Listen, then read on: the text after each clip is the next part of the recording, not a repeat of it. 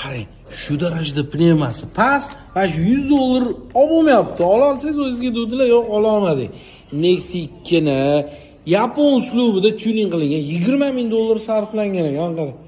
Yapon nomerlarigacha bor ekan.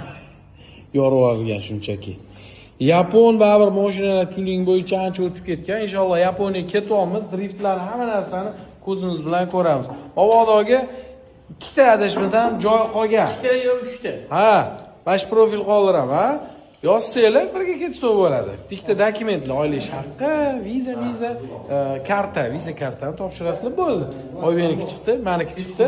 Avtodoktor ham qo'shildi. Avtodoktor ham chiqdi. Xullas, yaqinda Yaponiyani borib, haqiqiy Yapon tuninglarni, driftlar, Yapon shaharlarini, tem bo'ldi kuz faslidagi oltin rangli daraxtlarni tomosha qilib kelamiz. Yozing, profil qoldiraman oxirgi joylar.